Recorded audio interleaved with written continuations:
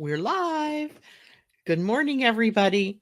Welcome to the Meta Cafe. Grab your cup of coffee or your tea, sit back, and let's talk about some astrology, human design, and maybe even some gene keys today. I'm kind of excited this week because there's not a lot going on that we have to deal with in the sky. So that means I can turn my focus this week to a bit of teaching about astrology and not just our trying to keep the fires at bay of the transits that are burning us up. Um, so that makes me feel good that I get to do that. I just saw somebody new come in. Good morning, Dahlia. It is great to see you out there, and welcome to the Meta Cafe. And we love to add your energy to ours here this morning. So today, we're going to talk a bit about something interesting that's coming up here in the next few weeks. And that is that the planet Venus is approaching her position in the sky for her retrograde. And I thought maybe for the next few weeks, we will talk about all things Venus. Woohoo, right? Venus in astrology holds a very important position. She is literally of the 9 planets or 8 planets and one dwarf planet that we use regularly.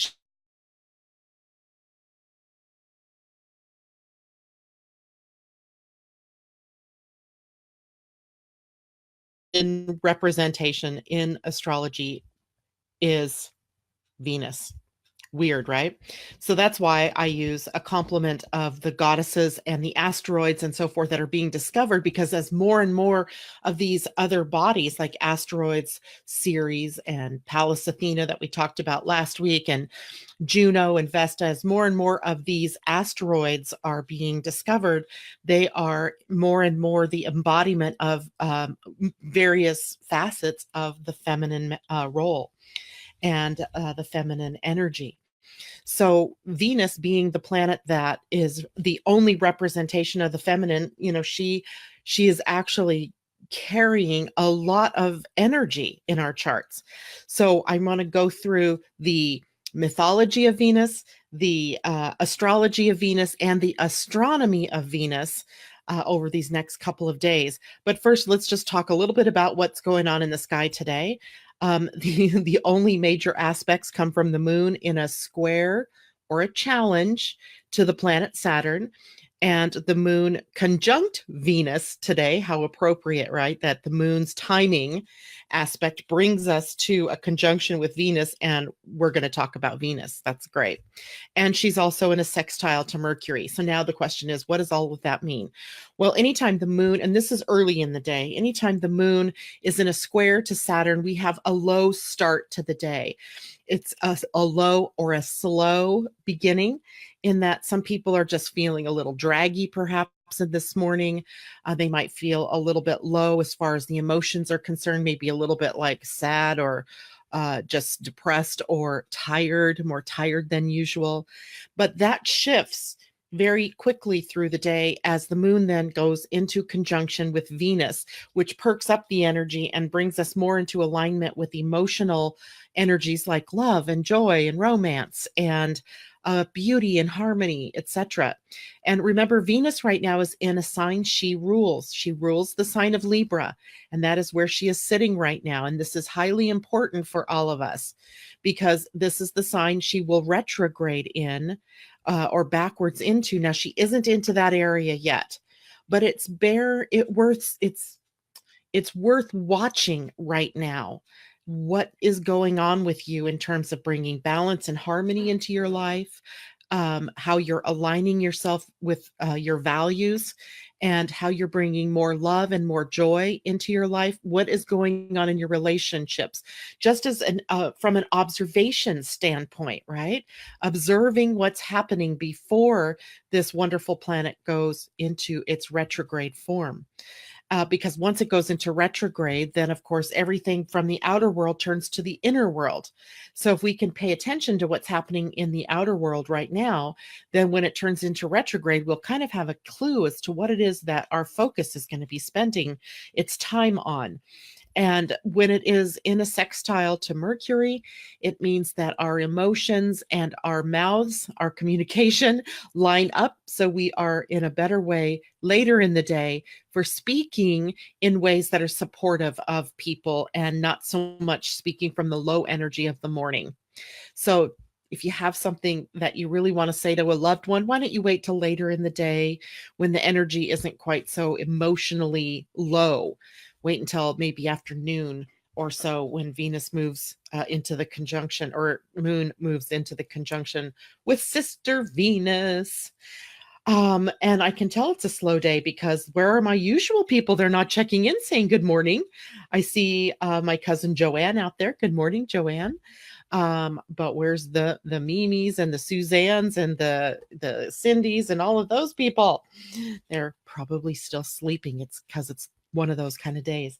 Now, I live in the Pacific Northwest, and it is a very weird day outside because we have offshore winds blowing right now, and it blows the smoke from fires in eastern Washington into western Washington and creates this like fog or haze that's laying all across the water out here and all across the land. It almost looks like fog, and I bet some of it's fog, but most of it is smoke, and it turns the sun a brilliant orange. Weird, weird, weird, weird. But maybe that'll change later in the day as well as Venus takes hold. Let's hope. Okay, well, let's go ahead and plunge on into some of the energies that are information I have for you about Venus. Let's take a look at the mythological Venus first. So, in mythology, Venus is a Roman goddess, and she is the Roman goddess equivalent to Aphrodite in the Greek mythology. So, they are basically the same, just different names. Good morning, Natasha. It's good to see you out there.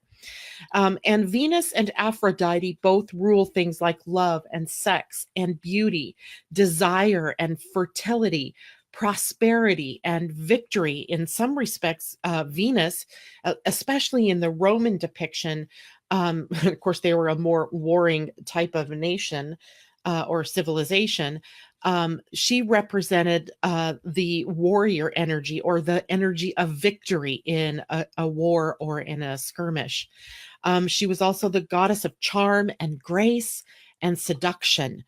And in this, she was readily absorbing masculine energy, tempering masculine energy, and rebroadcasting that energy, if you will, as the more feminine version of it.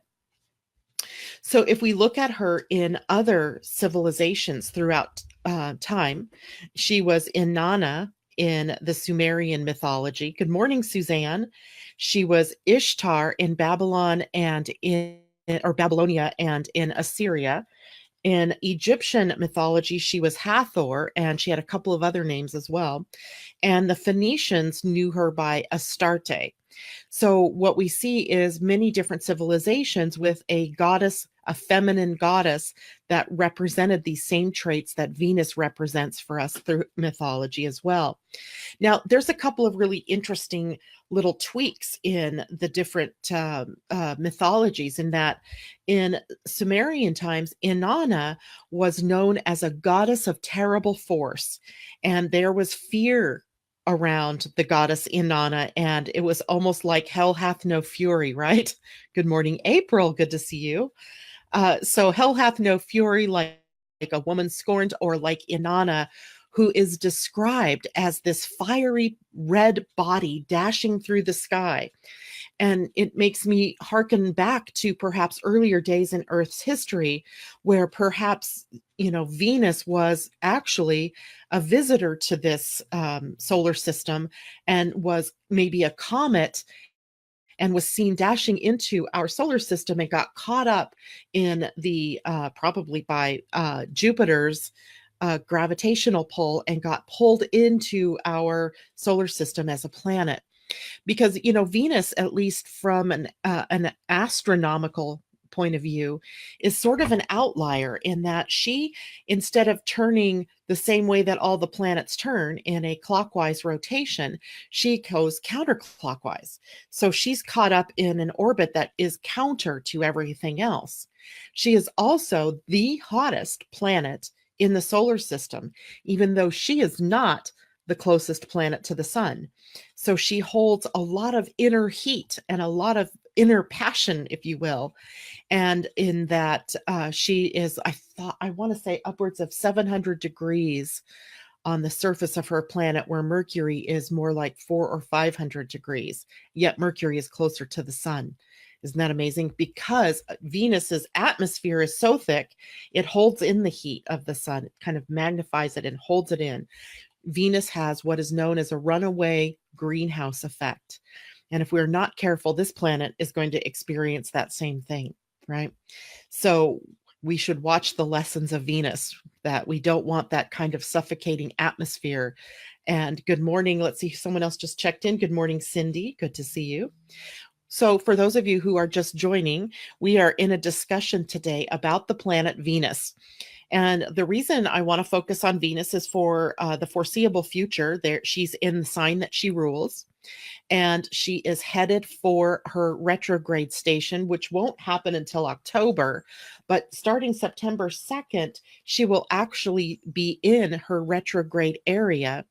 So because she's in the sign right now that she'll be retrograding in, we want to be aware of what it is that she represents, so we can be forward thinking and acting in how we are absorbing that energy. So I just went through the fact that Venus is the Roman goddess of love, sex, beauty, fertility, desire, prosperity, victory, charm, grace, seduction, prostitution. I didn't throw that one in, but she's also the goddess of prostitution, because as you know, in many societies, prostitution was a very acceptable way of making a living for a woman. It was only in our more Puritan and our more puritanical thinking, and as religion overtook some of the ancient or modern religions overtook some of the more ancient religions, that prostitution became a problem. A problem because of moral standards and not because of any real rightness or wrongness of it. And we could make all kinds of arguments about it, but I don't want to go there. I just want to understand that it was the goddess Venus who was also representing the oldest employment in the history of the world.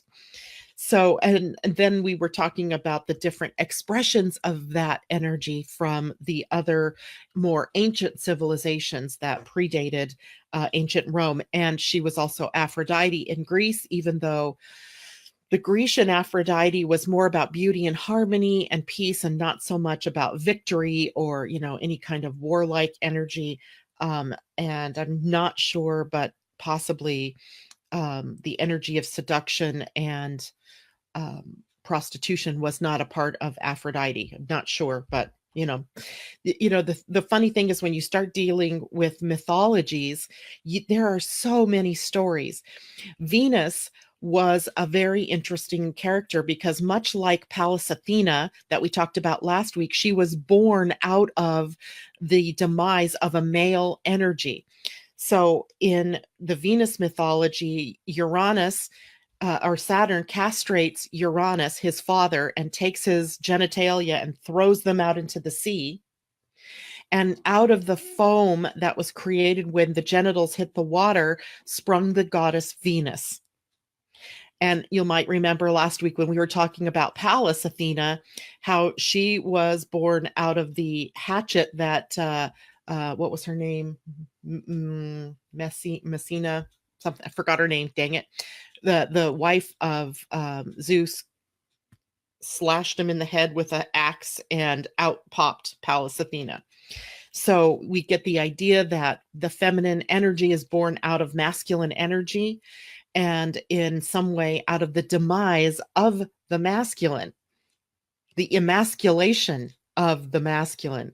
It's kind of an interesting thought when you think about some of the things that have been happening in our world in the recent past, with the feminine energy rising up and calling out the masculine, showing up in a way that the masculine energy is being identified as with the abuses that had been going on throughout time, or at least recent history.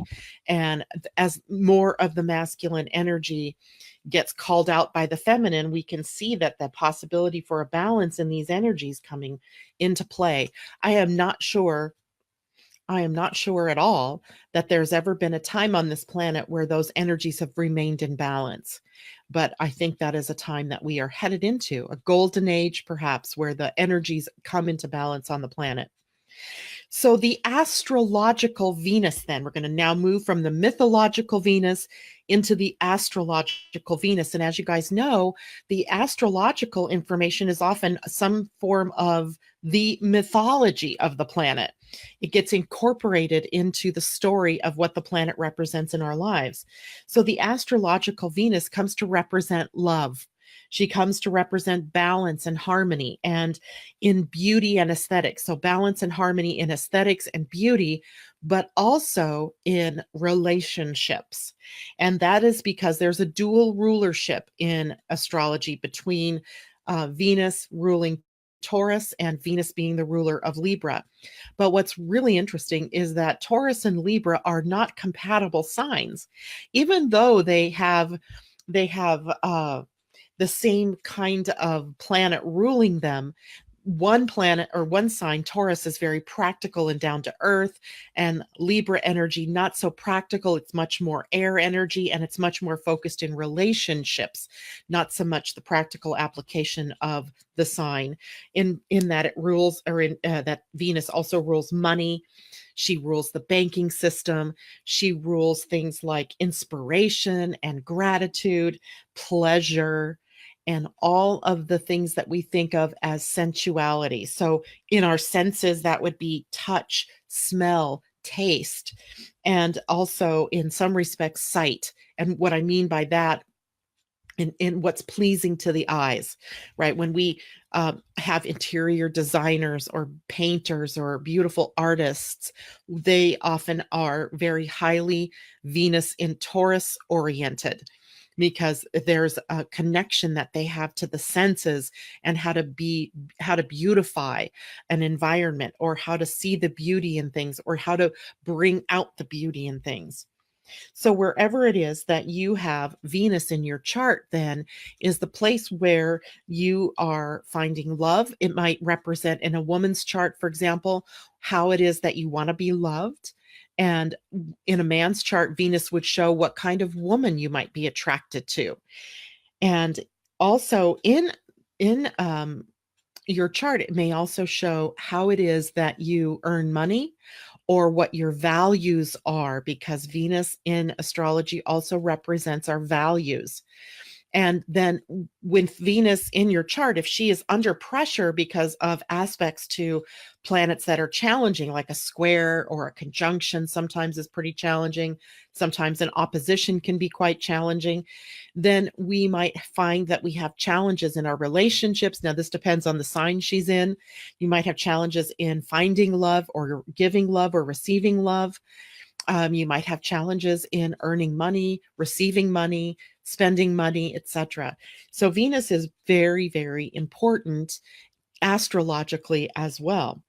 And so taking a look then at what she is doing in your chart, and also what is happening in the two signs that she rules, both Taurus and Libra. Because if, for example, your Libra energy planets, if you have planets in Libra and they're under pressure, then you've got to look to Venus to help you solve the problems in your relationships. Or you may have to look elsewhere in the chart. So she can be a very complicating, but also complementary energy. She is both playing the role of the feminine in beauty and harmony, but also the more powerful energies that she represents as well. And the reason I think she's so fascinating in um, some of the more older mythologies, is that I think sometimes we have this certain expectations of the feminine in always having grace and charm, and being in control of themselves, being perfectly, made up. I mean, beautiful. We have this ideal woman shape. We have all of these ideals of what it is to be feminine. And that kind of is only one sided, because there's this other part of the feminine goddess that is terrible and terrifying and angry, and can be vindictive and revengeful. And That hell hath no fury like a woman scorned energy is part of the shadow in Venus. And, she comes out with her fangs and her teeth and then is blasted for not being feminine. And that is the most false thing I could ever think of, because we are holistic beings. We aren't just one-sided beings. So there is this very ferocious side of the feminine, and we see her displayed in the motifs through like Wonder Woman, or goddess, the Amazon myths of the Amazon women. And in Nana, for example, she is a goddess that has this terrible power. Some ancient civilizations like the Maya, they were very clued into Venus and all of the dresses she wore, if you will, and her terrible phases as well as her more beneficent phases. They had no illusions that she only represented the feminine in her beauty and charm and her, more feminine qualities. They knew her to also be a reason that civilizations fell, that wars began, and that there were harvests that failed, and that perhaps famine would spread across the land. So there was a more balanced expression of Venus in other times and in other civilizations. So I want people to understand that there's this balance that goes on within this planet that we often don't look at. We only want to see the beautiful. We don't necessarily want to see that there's this other side. When we look at the astronomical Venus, I already hinted a little bit at the fact that she, I think, was probably a visitor from another solar system, that she came in here as a cometary body and got caught up, perhaps sucked in by Jupiter's gravitational pull. Who knows? But somehow I believe, based on old mythologies, of this fiery body that takes up residence in our solar system, that Venus perhaps was a visitor, and she got caught up in the gravitational pull and became a planet, and thus becomes something of interest. And not only is she of interest because she rotates opposite of the other planets, she's hotter than even Mercury, but she circumscribes a pentagram in her 8-year cycle of retrogrades and forward motions, the dance that she does in the sky. And I actually printed off something that's really kind of, I'm going to have to, I will upload this later as a graphic onto the Living Astrology page. But I want you to take a look at this. She's been known as the flower, right? She's also known as the pentagram. And I hope this paper will stay. Yesterday, guys, I cleaned off my desk. I used the moon in Virgo to clean my desk and put everything away. So all my usual things that are sitting out here, I don't have. So hold, please, while I grab a pen. The advantage is my desk is really neat. It's very clean for the moment. Okay, so back to our graphic. So I want you to see here that Venus plays this dance in the sky. And she has an 8-year cycle of her superior conjunction, meaning that she is between the sun and the earth. And I mean, the superior conjunction where where the sun is between the earth and Venus, and an inferior conjunction where she is between the sun and earth. So she's always playing this dance, and this dance is very much like a lotus flower here, if you look at that. But when you really map it out, it makes a pentagram. And here we have the dates where she is, like here's 2018. That puts her between the earth and the sun. By the way, this is only from an earth-centric view. If we were sitting on the sun, she would not be doing this dance. If we were on Mercury, she wouldn't be doing this dance. If we were on Mars, if we ever colonize Mars, we will not see Venus doing this same dance. She is only doing this from the perspective of Earth. How special is that? And so anyway, so we see 2018, she's going to be making one of these little loops. This is her retrograde cycle. And then she moves on, and we have this. If you follow this loop all the way, she goes to the outside, comes back around, and in 2020, she will do another little loop-de-loop. And So what we see is this cycle that Venus has from an astronomical view that the ancient civilizations like the Maya charted, and they saw it as an actual pentagram in the sky, a five-sided star. And it becomes well known then to the more pagan earth-centered religions, and becomes the symbol of the goddess Venus, or of the planet Venus. And in Christianity's taking over the pagan religions, they stamped over this very symbol, making it a symbol of evil, a symbol of Satan, or a symbol of the devil, in order to stamp out the pagan religions in favor of Christianity, which was in its birth, in its infancy. I mean, how else do you how else does something take over, right? When there's a war, to the victor go the spoils, right? They get to write history. And in history, at this point, Christianity was taking over the planet, and it was becoming the dominant religion, or it was being forced upon us. And it actually represents a time where the divine masculine was rising up and the divine feminine was being released. And again, an imbalance would be created on the planet. And that's exactly what we've seen, right? In the last 2,500 years or so, an imbalance in the masculine feminine energy. And here we are again, different kind of energy where the Venus energy is rising, hopefully this time to become in balance and perhaps stay in balance. I'm not sure this will happen in our lifetime. It might, especially if our lifetimes become longer and longer. Janice Shea, oh my goodness. Venus can't go retrograde. I just decided to take my life back. But that's the best time for Venus to go retrograde, when you want to take your life back. That's so awesome. You're taking your life back because Venus is getting ready to retrograde, right? Because what that probable expression is for you, Janice, and probably for all of us women, is to have another inward look at all of the things that we value in our lives, and where are we out of alignment with the expression of those values, right? So many times we say we value specific things. Let's say as a people, we value our children, but do we really? Do we really see that we value our children being reflected back to us in the outer world? Sometimes we do.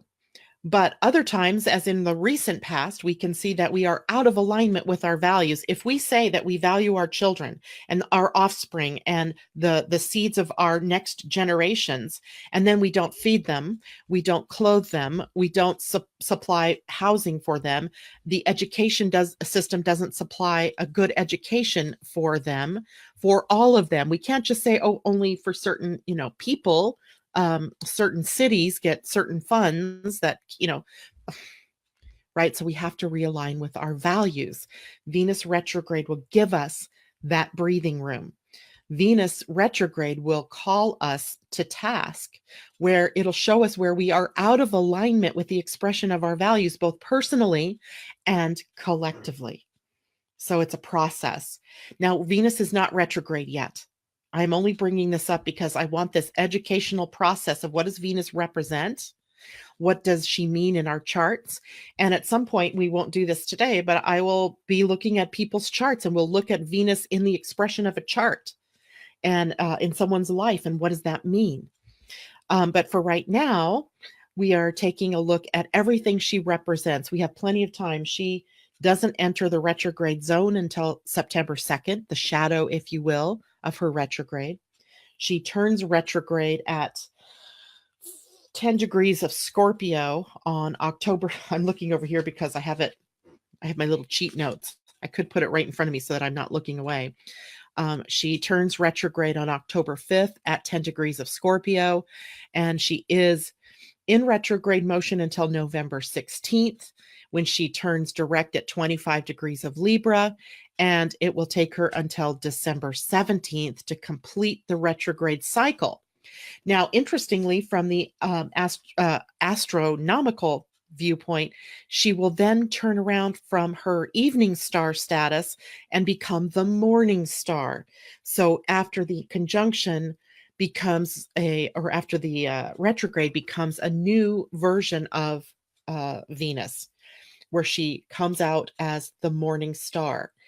So she's one of the few bodies that actually has she's very connected to Pluto in this, where she takes you through the dark night of the soul and brings you back out into the light of the day. So she's also kind of related to those times of alternating dark and light in our lives. So we can look at it from the standpoint, though, of how do we call more and more love to ourselves? How do we call more and more beauty and harmony?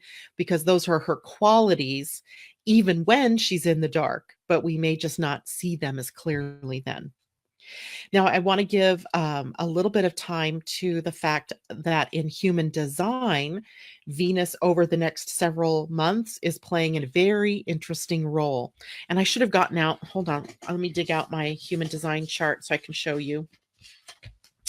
She is even right now, sitting at a gate in the spleen center.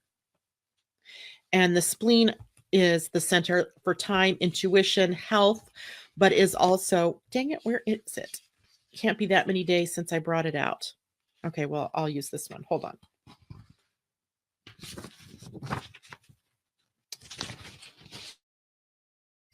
So here's our human design chart. This is one from several days ago, so it doesn't make any difference what we're seeing here. But over here is the spleen center. And the spleen is the center for, like I was saying, time, intuition, and health. But it is also a center that arose in the human template very early. And it is a center for survival. Remember yesterday, what were our two words that we are going to be looking at for the next several weeks? Thriving and flourishing. So here is the energy for survival, which is pretty much the opposite of thriving and flourishing. I mean, survival takes us to an energy of just barely making it because we are tapped into fear. Every one of these gates, 48, 57, 44, 50, 32, 28, and 18, all also double as fear gates. So for the foreseeable future, Venus is going to be taking us on a trip through fear. And we have a huge opportunity then ahead of us to be able to work through anything that's taking us away from thriving and flourishing, right? Taking us away from that. So what takes us away from that is the fear, false evidence appearing real.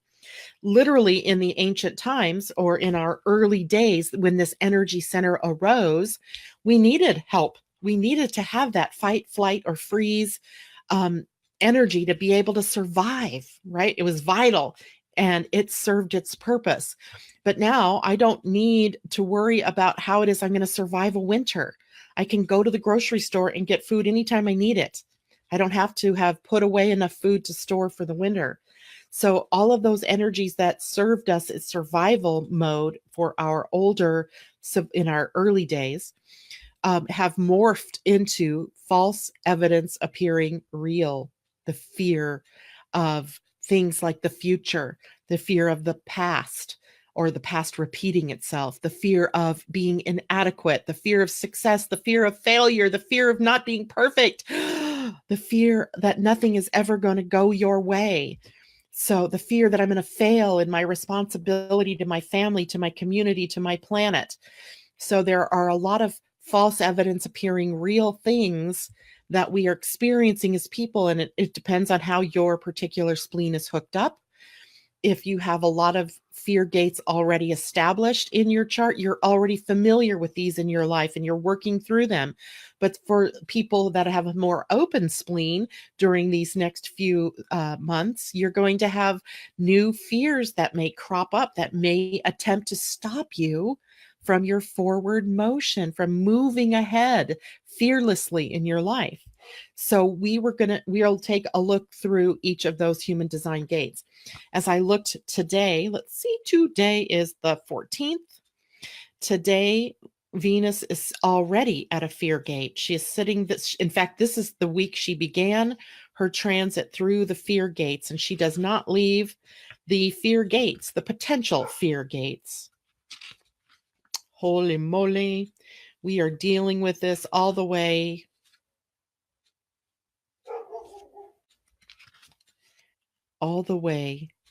until December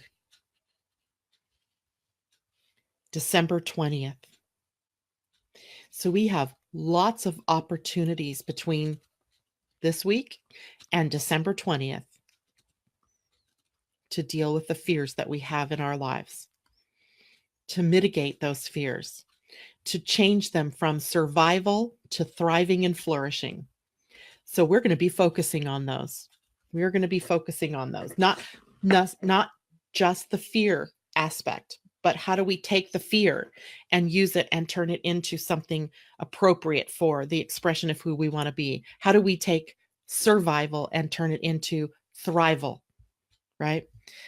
Janice says, I've already been dealing with a lot of fear and so on. Maybe this will be the push I need to turn it around. Yes, absolutely. Absolutely. When we do this, when we start this dive, we're going to do this through the gene keys as well as human design, because I think it's going to give us the deeper underlying motivation for the fear. Remember in human design, or no, in the gene keys, I always say, we're supposed to be 10% on the fear or on the shadow, and the other 90% on bringing out the gifts and bringing out the highest expression of what's possible in each of those gates or each of those gene keys. So that's what we're going to do. We're going to take a look at those fears. We're going to allow our 10% of the time to be focused on that. And then we're going to do everything we can to shift that, to shift out of survival and into thriving and into flourishing, because that's what we're here to do. That's what we're here to do. And it's insidious sometimes how fear takes hold. The decisions that we make on a subconscious level out of fear instead of out of the energy of thriving. Good morning, Mary Morris. Not sure who you are, but welcome. Glad to have your energy joining us here today. Good news, Janet. Yes, it is wonderful news. Let's see. Good morning, Suzanne. Oh, Suzanne. Oh, I'm going to put this up, right? She types this out for me. Thank you so much. False evidence appearing real. Fear, the acronym FEAR. And let's see what else people are saying. Suzanne says, yep. Thank you for putting it out there. A lot of people don't know that. That's very true. A lot of people, and I think you're talking about the pentagram shape that she subscribes up in the sky. And Venus can't go. Yeah, we already said this one, but she's going retrograde, and we're going to get to play with this energy. We're going to play with these fear gates. So tomorrow, we will begin with gate 18. So if all of you want to take a look now, remember, I have my trusty little gene keys. It's not so little. It's funny that I even use that word because it's a very thick tome. Lots of good information in this book. Yours will not look blue. It will be white, I believe, with a dragonfly on it, because I have one of the more older versions of this. And you might take a look at gate 18. If we look at gate 18 just as a preview, because I can't help myself, we see that gate 18 is the shadow of judgment. The gift is integrity, and the siddhi is perfection. In human design, it is the gate of critical analysis, of criticism. Gate 18 is a gate that is very far away from the throat. It sits at the very bottom left corner of the spleen. It's almost about as far away from the throat where we express as it can be.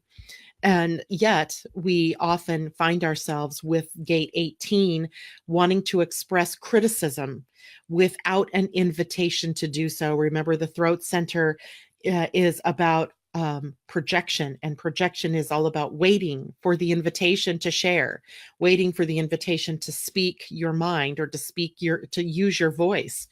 So with the energy of criticism or judgment down at the in the spleen, what we see is people who have a critical eye to how to bring things back into an alignment, to align with beauty and harmony, but using their voices to do that in a way that is not being heard, valued, recognized by the other person. And so we got to learn how to use our voices in a way that is constructive criticism and not judgmental criticism. So we'll delve more into that tomorrow and start our journey through the spleen and Venus's transits through the spleen and using the gene keys to do that. So gate 18, gene key 18. In the meantime, don't forget August 23rd is going to be the date that we do our free webinar on the centers in human design. And you'll want to have your human design chart in order to do that workshop. It's not going to do you any good if you don't know how you're hooked up, if you don't know how your centers are defined or open. So make sure if you don't have a human design chart right now that you go to my website, www.living-astrology.com. Let me type that in. I saw a couple of new people here, so maybe they don't know. Living-astrology or -.com, and go and get your free human design chart. Have it available. The webinar is free. It'll be Thursday, August 23rd at 4 p.m. Pacific time, which is 7 p.m. East Coast time, and you guys will figure out in between times what that means. If you're out of the country, you may have to enter it into a time converter to find out what time that is in your part of the world. And we are going to go through the energy centers so that you know what it means when I say, what does the spleen do? How is my spleen configured? What fear gates do I have defined? And what does that even mean? So that will be on Thursday, August 23rd, coming up in 2 weeks. A week. Wow, I better get busy, huh? So I'll have to put that information out there. You will have to probably register. You won't have to pay anything, but you'll have to register because I'm using Zoom for that. And that means that you'll be able to connect with me both visually and also in the chat. And we can even look at people's human design charts. So don't forget about that. All right. Any questions? Let me take one last look here at things people are saying. Nothing else? Awesome. So thank you all so much for showing up this morning, and I wish you all a wonderful day. Mwah, kisses and hugs. I will see you tomorrow morning. Where we will take a look at the energy of the day, and we will also begin our deep dive into the spleen and looking at Venus retrograde through these gates. Have a great day, everybody. Bye.